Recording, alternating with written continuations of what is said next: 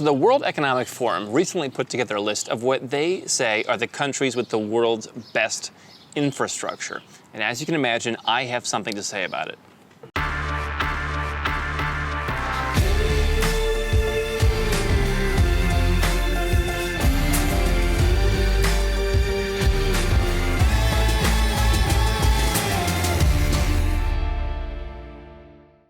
I'm Andrew Henderson, and these lists always fascinate me when people go out and try and put together a list of the best countries. What I've learned in doing what we do at Nomad Capitalist is that it's hard to say what's the best even for a niche audience or even for a particular small group of people.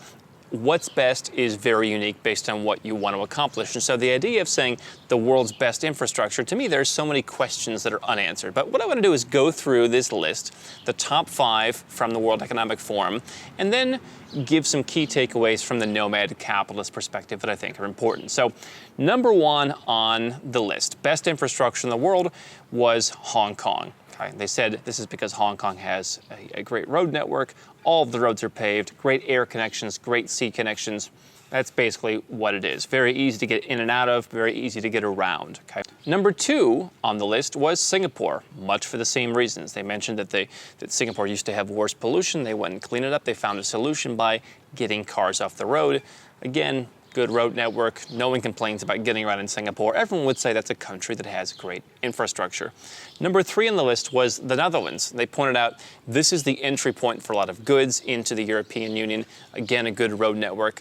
What I hope you're seeing by now is that all these countries are pretty small, and they benefit from being able to have good levels of development throughout their relatively small countries. And then number 4 and 5 were Japan and the UAE for rather similar reasons. So if you've been to those countries, you imagine, yes, it's pretty easy to get around, good public transport in most, if not all of them, good roads, no one's getting stuck in potholes in those countries.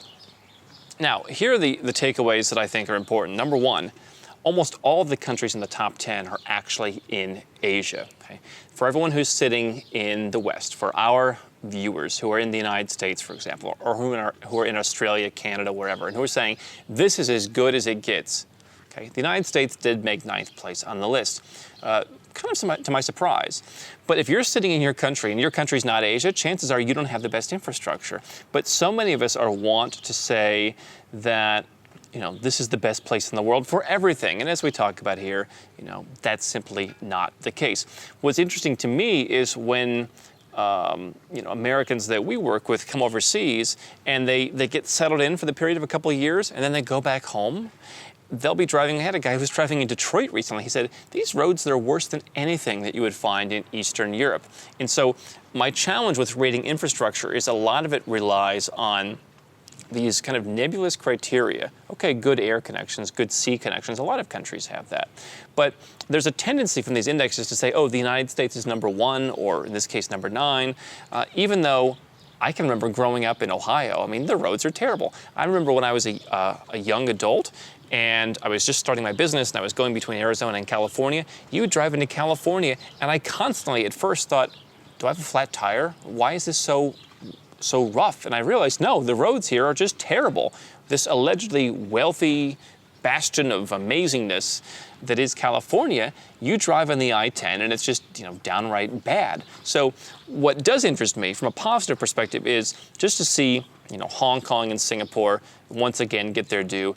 See the UAE in there, and obviously, Japan, the Netherlands, etc. Not as business friendly or tax friendly, but certainly places that, okay, they have good infrastructure.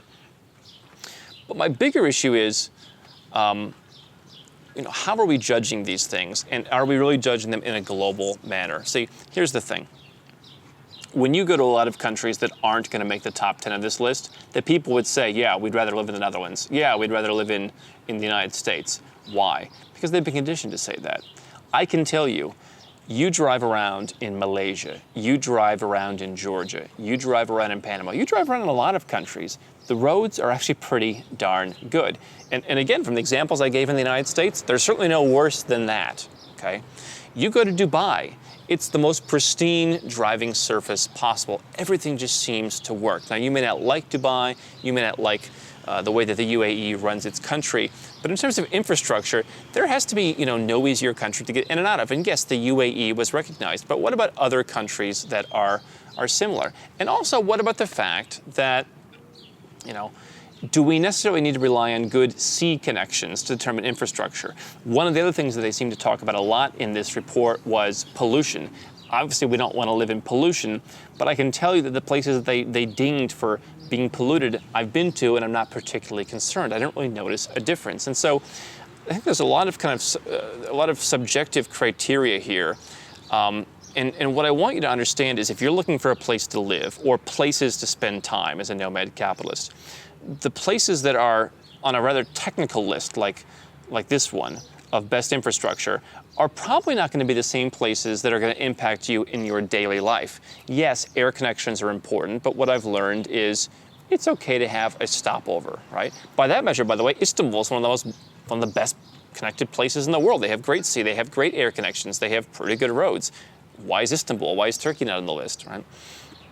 But the things that are going to affect you on a daily basis are probably different, okay? As long as you can get around town, as long as traffic's not terrible, even then, you can live in the city center. But if you have the ability to live, that's not really reflected in this list. Now, if I'm starting a new car company, these things might be important. How am I getting my cars from the port to some other country? Yes, I want sea connections, If I'm, getting on a plane every single week, yeah, okay, I want a little bit better air connections. That said, again, Malaysia, amazing air connections. Where is that? And so what I always encourage people to do is to think outside the box. So many of these reports from US News and World Report or the World Economic Forum or heaven forbid, the OECD, they are strongly biased towards either their members or the kind of countries that they want to support. I think that there are a lot of places out there that the reason they're underpriced, the reason that they are worth going to is precisely because they're not on lists like this, even though you probably wouldn't be able to tell the difference between the day-to-day infrastructure in those places versus these. Hi, I'm Andrew Henderson from Nomad Capitalist. I wrote this book, which you can find on Amazon, to distill a lot of the stuff we talk about in these videos and a lot of the stuff I've learned over the last decade plus traveling all around the world, teaching you about how to legally reduce your taxes, build your personal freedom, and create wealth faster. Definitely get a copy of this book if you want to learn more.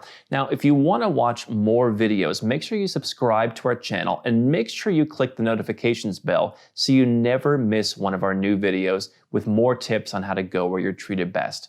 And if you're already a 6- or 7-figure entrepreneur and you'd like to put these strategies in place for yourself, go to nomadcapitalist.com and learn about how I can help you.